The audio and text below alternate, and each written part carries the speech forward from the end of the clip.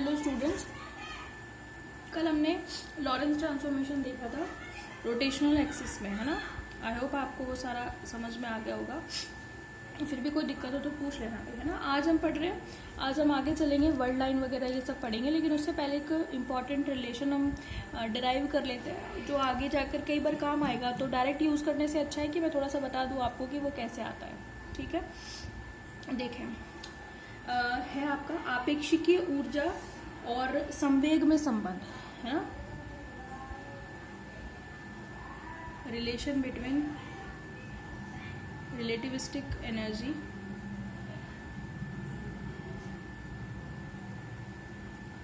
And momentum.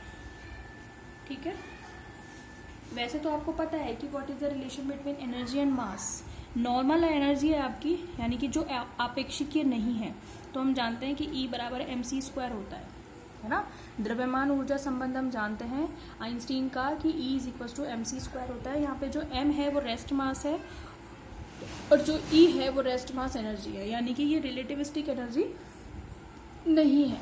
ठीक है, लेकिन अगर आपकी एनर्जी कैसी हो, रिलेटिविस्टिक हो, तो वहाँ पे आपको रिलेटिविस्टिक और मोमेंटम के बीच में क्या रिलेशनशिप होगी वो हम लोग देखेंगे।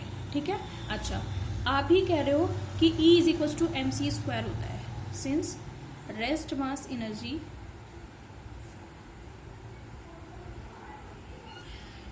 क्या होती है, E इज इक्वल टू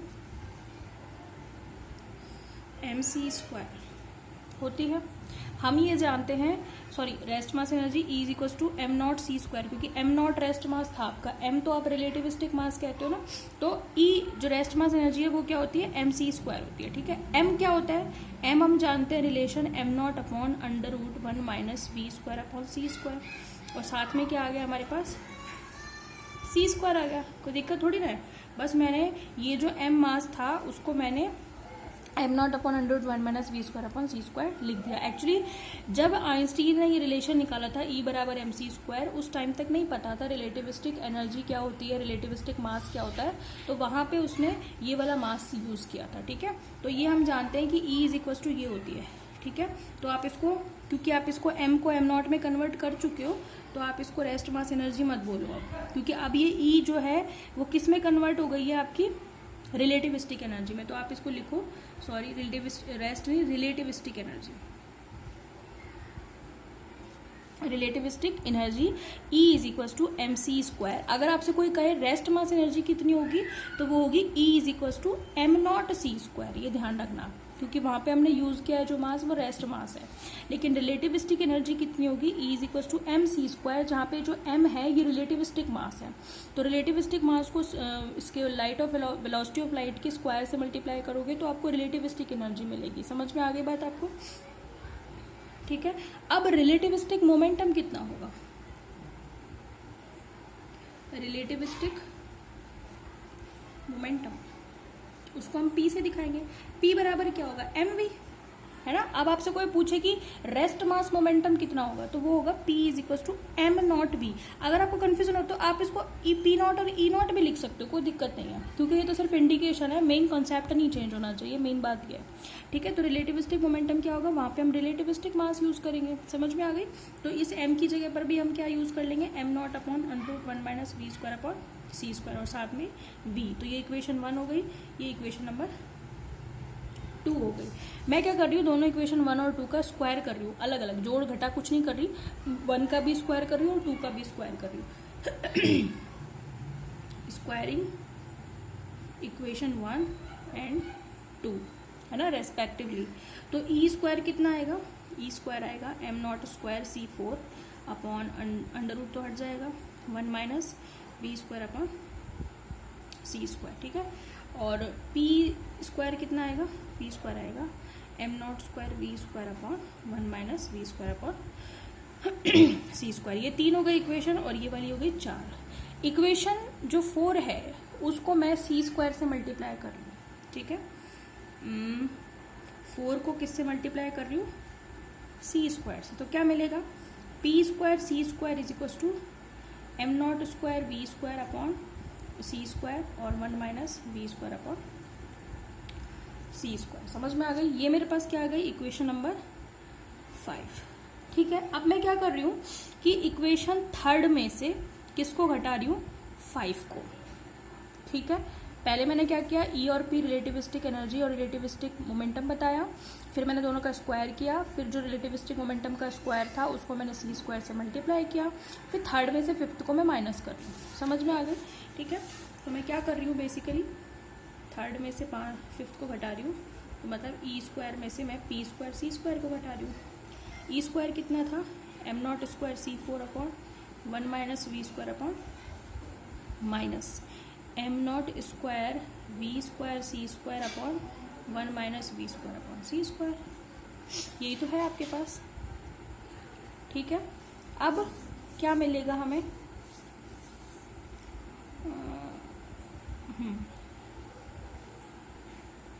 ठीक है, देखें, E square minus P square C square is equal to, LCM तो सेम ही है दोनों का, नीचे अपने पास यहीं पे कर देती हूँ।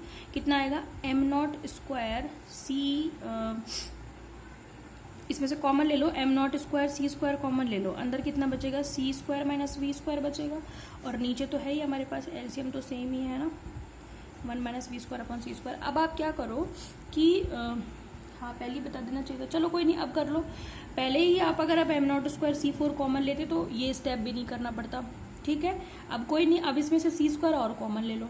ठीक है, तो कितना आएगा? एम नॉट स्क्वायर सी 4, अंदर कितना बचेगा? 1 minus V square upon C square, और नीचे कितना आएगा? 1 minus V square upon C square.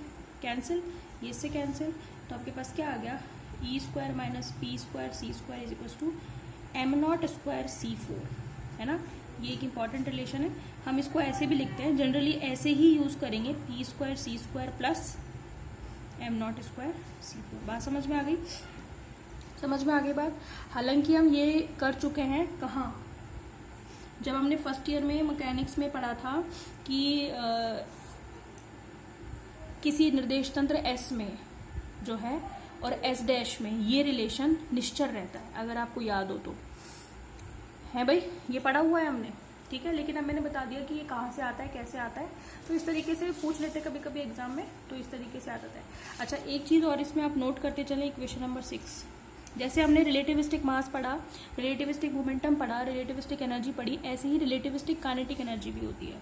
Relativistic, ये सारी चीज़ें आगे काम आएगी, न्यूमेरिकल भी जरूरत पड़ती है, इसलिए अभी बता के चल रही हूँ। Relativistic kinetic energy K is equal to होती है M C square minus M naught C square. मतलब काइनेटिक एनर्जी कैसे मिलेगी? अगर मैं रिलेटिविस्टिक एनर्जी में से रेस्ट मास एनर्जी माइनस कर देती हूँ तो मुझे काइनेटिक एनर्जी मिलेगी। तो मैं इसको ऐसे भी दिखा सकती हूँ, एम माइनस एम नॉट और सी स्क्वायर, ये ध्यान रखना आप। ठीक है, तो रिलेटिविस्टिक काइनेटिक एनर्जी कैसे मिलेगी? रिलेटिविस्टिक एनर्जी में से रेस्ट मास एनर्जी को घटाकर। ठीक है, ठीक है भाई, तो ये आपका दो तरह की चीज़ें हो गई हैं, और तो आपका कोई इसमें ऐसा इंपॉर्टेंट काम आता नहीं है, अगर यही 2-3 फॉर्मूला इंपॉर्टेंट होते हैं तो ये आपका काम कंप्लीट हो गया। इसमें आपने सारी एनर्जीज के बारे में पढ़ लिया। ठीक है, चलो अब हमारा नया टॉपिक शुरू करते हैं। आज हम 4 वेक्टर फॉर्मुलेशन से पहले, मतलब 4 वेक्टर फॉर्मुलेशन तभी समझ में आएगा जब आपको क्या समझ में आएगा, वर्ल्ड लाइन वगैरह समझ में आएगी। ठीक है, तो हमारा आज का टॉपिक है, इसमें हम बहुत सारे टॉपिक पढ़ेंगे, पूरा टॉपिक हेडिंग से लिख रही हूँ मैं, वर्ल्ड लाइन, और पढ़ेंगे हम स्पेस टाइम इंटरवल,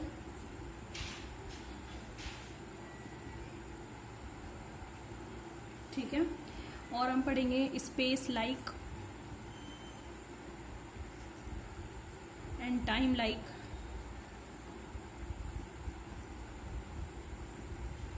वेक्टर्स, और साथ में हम पढ़ेंगे एक इम्पॉर्टेंट चीज़, मैक्रो कैजुअलिटी।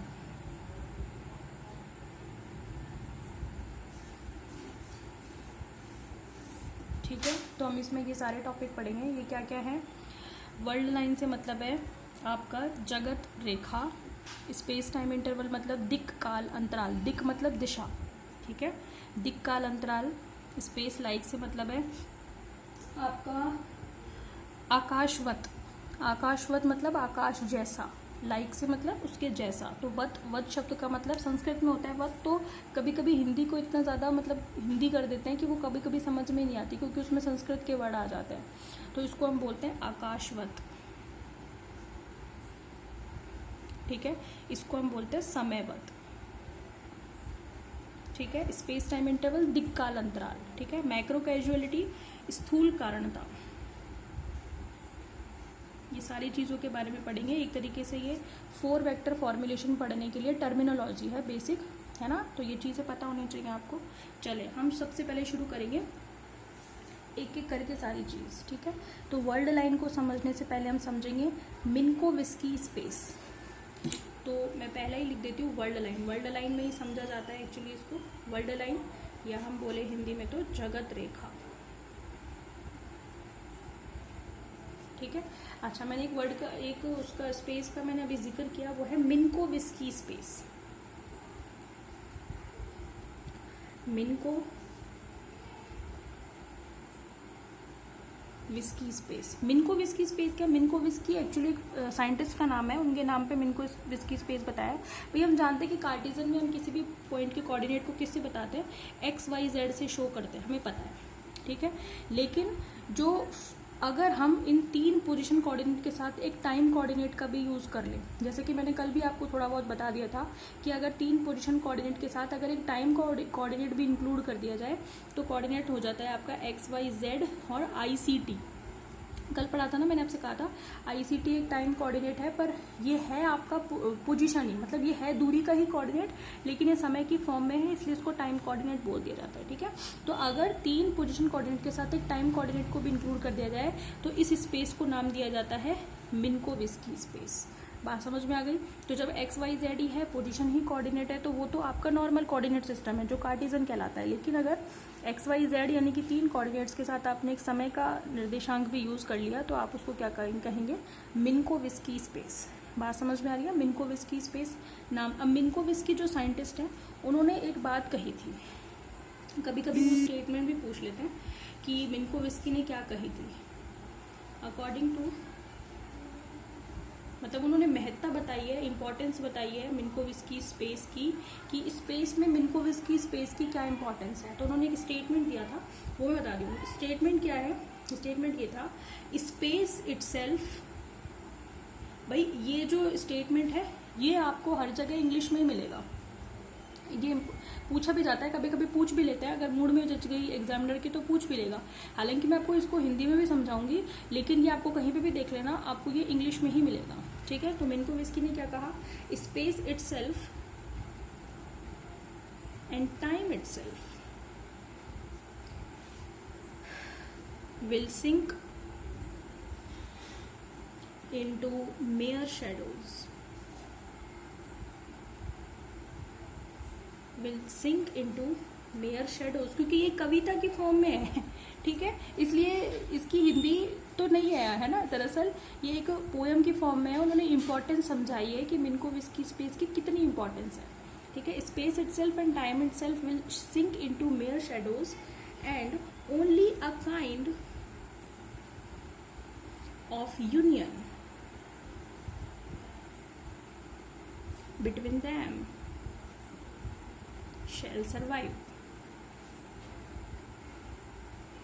shall survive, ठीक है, SURVIVE। तो ये किसने कहा, मिन्कोविस्की ने। मिन्कोविस्की ने क्या बोला कि खुद स्पेस, यानी कि स्पेस खुद और टाइम खुद, इनके कोई इंपॉर्टेंस नहीं है। They will sink into mere shadows, मतलब ये एक तरीके से परछाई में खत्म होने वाली चीज है, इनका अलग अलग कोई अस्तित्व नहीं है। समझ में आ गई, यानी कि X Y Z that is space coordinates, और we can say this is a space, ठीक है। स्पेस मतलब जिसमें तीनों डायरेक्शंस हैं, एक्स भी है, वाई भी है, जेड भी है, ठीक है। और खुद टाइम, इनका कोई इंपॉर्टेंस नहीं है। They will sink into mere shadows, ठीक है, मतलब ये छाया में खत्म होने वाली चीजें हैं। बस केवल एक चीज जो कि इनका यूनियन है, यानी कि जिसमें पोजीशन भी है और जिसमें टाइम भी है, दे विल सर्वाइव, यानी कि केवल वो ही, उनका ही अस्तित्व है, उन्हीं का एग्जिस्टेंस है, बाकी ना तो अकेले स्पेस का कोई एग्जिस्टेंस है, ना ही अकेले टाइम का कोई एग्जिस्टेंस है, अकॉर्डिंग टू मिन्कोविस्की। तो this is the importance of the space time coordinate system. हम इसको मिन्कोविस्की स्पेस भी कहते हैं या स्पेस टाइम कोऑर्डिनेट सिस्टम भी कहते हैं, या इसी को हम बोलते हैं 4 वेक्टर सिस्टम। समझ में आ गई। आगे के जितने भी आप पढ़ोगे ना इस यूनिट में, जितना भी चलोगे आप, उसमें सब में 4 वेक्टर आएगा। हम हर जगह हर चीज़ 4 वेक्टर में पढ़ने वाले हैं। समझ में आ गई आपको। तो ये है आपका मिन्कोविस्की स्पेस। अब बात ये आती है कि जगत लाइन या वर्ल्ड लाइन क्या होती है। ठीक है, वर्ल्ड लाइन होती है, मान लो कि आपको कोई आपके पास पॉइंट है, ठीक है, और जो सिस्टम है आपका वो कौन सा है, मिन्कोविस्की स्पेस है, जिसमें आपके 4 कोऑर्डिनेट्स हैं, 3 पोजीशन कोऑर्डिनेट और 1 समय का कोऑर्डिनेट है। ठीक है, तो उसमें एक कोई क्वांटिटी है, और क्वांटिटी क्या है आपकी, या फिर आप इसको ऐसे समझो, 2 बिंदु हैं ए और बी। एक के कोऑर्डिनेट है 0 0 0 0 और एक के कोऑर्डिनेट है एक्स वाई जेड और आई सी टी।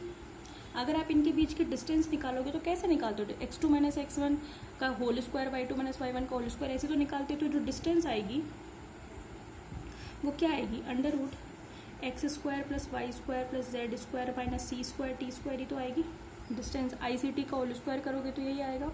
समझ में आ गई। तो ये क्या कहलाती है, ये डिस्टेंस ही कहलाती है वर्ल्ड लाइन, यानी कि जगत रेखा। समझ में आ गई। तो मूल बिंदु से किसी बिंदु के बीच की दूरी उसकी सदिश दूरी है या उसकी लंबाई है। समझ में आ गई। तो किसी घटना में किसी बिंदु को तो कहा जाता है, मतलब मिन्कोविस्की स्पेस में या 4 वेक्टर स्पेस में जो भी बिंदु होगा, ये खुद बिंदु या ये खुद बिंदु, ये तो क्या कहलाएगा आपका वर्ल्ड पॉइंट।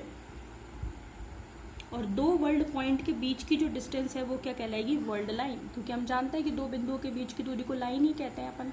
बात समझ में आ गई। तो मिन्कोविस्की स्पेस में कोई भी 4 वेक्टर स्पेस जो है वो कहलाएगा वर्ल्ड पॉइंट, और 2 वर्ल्ड पॉइंट के बीच की डिस्टेंस क्या कहलाएगी, वर्ल्ड लाइन, या फिर जिसको हम कहते हैं जगत रेखा। समझ में आ गई। सिंपल सी बात है। बस स्पेस को हमें 3 कोऑर्डिनेट के साथ साथ एक टाइम कोऑर्डिनेट से भी हमें उसको मान के चलना है। तो 4 कोऑर्डिनेट होंगे तो सिस्टम 4 वेक्टर सिस्टम कहलाएगा। और 4 वेक्टर कोई पॉइंट है ना, एक पॉइंट जिसके कोऑर्डिनेट 4 हैं तो उसको हम बोलेंगे वर्ल्ड पॉइंट, और उनके बीच के डिस्टेंस को क्या बोलेंगे, वर्ल्ड लाइन। समझ में आ गई। कल हम पढ़ेंगे स्पेस टाइम इंटरवल क्या होता है, ये सारी चीज़ें, आकाशवत, समयवत और स्थूल कारणता, ये सब क्या होती हैं, ये अब हम एक एक करके पढ़ते जाएंगे। समझ में आ गई। तो ये आपकी स्टार्टिंग हो गई है 4 वेक्टर फॉर्मुलेशन की। हालांकि फॉर्मुलेशन हम बाद में पढ़ेंगे। This is the basic terminology to understand the 4 vector formulation. ठीक है, ओके, इसमें आज इतना ही रखते हैं। ठीक है, नेक्स्ट वीडियो में देखते हैं। Okay, thank you.